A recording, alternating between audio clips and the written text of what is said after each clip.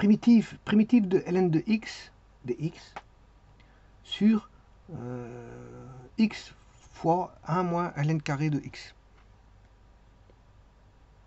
Alors, ln carré de x, c'est ln de x fois ln de x. Hein.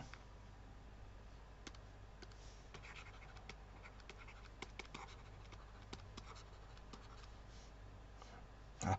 Ou si vous voulez, c'est ln de x au carré, c'est la même chose.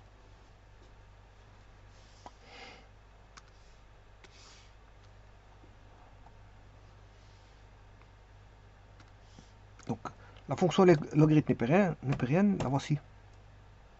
Avec une asymptote en x égale 0. X égale 0.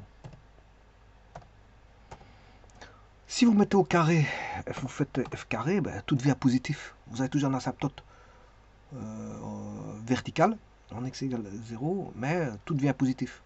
Alors, ce qui est le bribe de négatif, le négatif pour la fonction logarithme népérienne, ben, il commence en 1, 0, enfin, il est en dessous de 1, 0. Tout ce qui est en dessous de 1, 1, 0, c'est nul. Mais en dessous de 1, 0, c'est négatif, parce que jusque l'asymptote, bien sûr, verticale. Et tout ce qui est à droite de A, ce qui est à gauche de A est négatif, ce qui est à droite est positif. Donc il y a une petite partie qui est négative, et tout le restant est positif, dans le logarithme népérien. Maintenant, si vous mettez au carré, bon, il n'y a plus rien de négatif. La fonction est positive. Elle s'annule même en 1. Parce que si vous faites ln de 1, ça fait 0, et 0 au carré, ça fait 0. Donc vous êtes toujours en 1, 0. Donc les deux fonctions passent en 1, 0. Simplement, il y en a une qui est négative et positive. Négative avant A, positif après A, c'est ln, logarithme népérien, mais le ln carré, ben, il est positif, parce qu'il peut être nul aussi, en 1, 0. Voilà. Ceci étant dit, je vais créer la fonction, donc c'est f sur x fois 1 moins g. Voilà, voici la fonction. Donc la fonction, où est-elle? La voici. Bon, elle n'est pas définie en 0, parce que vous voyez que 1 sur x, x ne peut pas s'annuler. Vous avez déjà une asymptote ici. Et vous voyez que vous avez une asymptote en E. E, c'est 2,71. Bon, c'est un nombre irrationnel. Hein. Il continue jusque... Il continue. Et voilà, il continue. Les décimales continuent tout le temps, sans arrêt. Il n'y a pas de période, parce que justement, c'est irrationnel. Il n'y a pas de période dans les chiffres voilà, qui constituent les parties décimales. Il n'y a pas de... Il n'y a pas de période. Puisqu'il est irrationnel, comme je l'ai dit. Donc, en gros, à 2 décimales près, c'est 2,71. Donc, on est proche de 3. Donc, il y a 2 asymptotes, une en 0 et une proche de 3. Alors, on va voir ça tout de suite. Bon, tout d'abord, ici, pourquoi x doit être différent de 0? Parce qu'il est au dénominateur. X doit être différent de 0.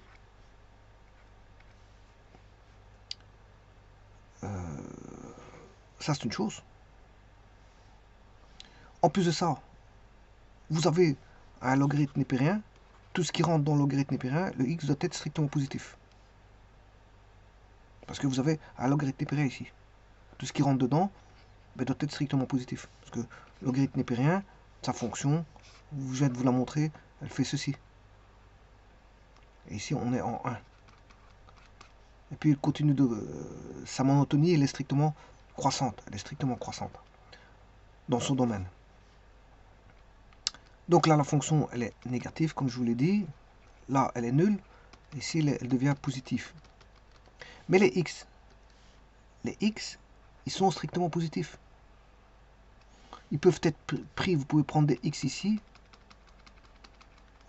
Mais là, le 0, vous ne pouvez pas le prendre. Hein, parce que bon, ln de 0, ça n'existe pas. D'ailleurs, il y a une asymptote verticale en x égale 0. Il y en a une asymptote. Ici, c'est même pas un point rouge, c'est une asymptote verticale. Et donc, tous les points qu'on peut prendre, c'est tous les points au-dessus de cette asymptote. C'est-à-dire, c'est tous les points par là. Donc, le x doit être strictement positif. Voilà. Et donc, ce qui élimine déjà le x strictement positif, bon, il élimine celui-ci, hein, parce qu'on sait bien que celui-ci, déjà, le 0, il n'est pas pris. Donc, celui-ci, dire x est différent de 0, ben, le x est déjà pas pris pour le ln. Donc,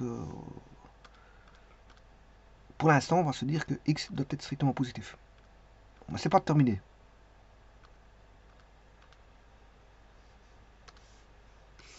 On va regarder la suite. Pour l'instant, le logarithme népérien nous fournit une condition qui est x. Pour l'instant, on a ceci, x plus grand que 0. Bon, mais c'est pas terminé, parce qu'on a 1 moins ln carré de x, qui est une équation, voilà, une inéquation exponentielle. Ici, c'est avec des logarithmes, ici, c'est plutôt des logarithmes. Eh bien, 1 moins ln carré de x doit être différent de 0. C'est-à-dire que moins ln carré de x doit être différent de moins 1. C'est-à-dire que ln carré de x différent, si je prends les opposés dans les deux membres, ça fait ln carré de x différent de 1. Bon, je prends la racine carrée de ln carré de x, ça fait ln de x différent de moins 1 et plus 1, mais moins 1, ça n'existe pas. Voilà.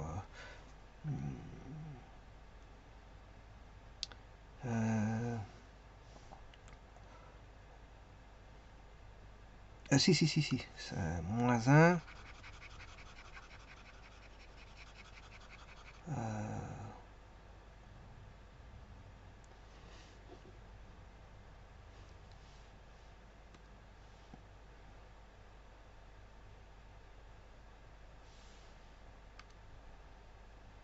Moins 1, je l'ai.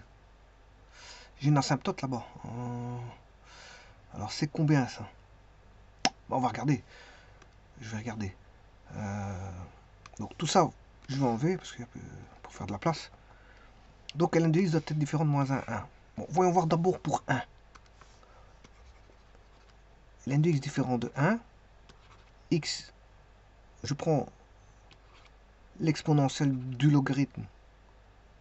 Ça doit être différent de l'exponentielle de 1. Ce qui veut dire que le x doit être différent de l'exponentielle de 1, c'est-à-dire différent de e. Voilà. Donc ici, on en a un. Il y en a un qui est fait. Donc,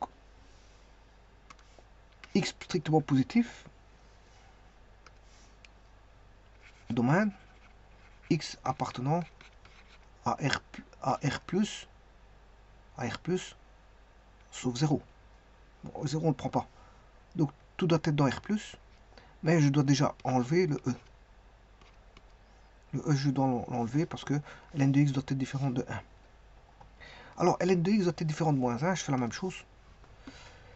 Ln de x différent de moins 1, e de ln de x différent de e de moins 1, x différent de e de moins 1, ce qui fait x différent de 1 sur e. Voilà, l'inverse de 1. Là, on a un asymptote en x égale 1 sur e. Voilà.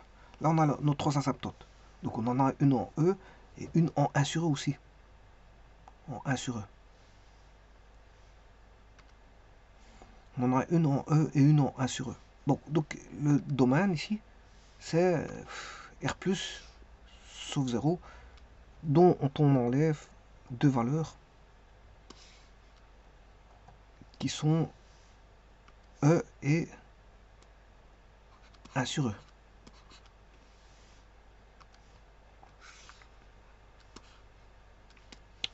Bon, maintenant on va calculer la primitive.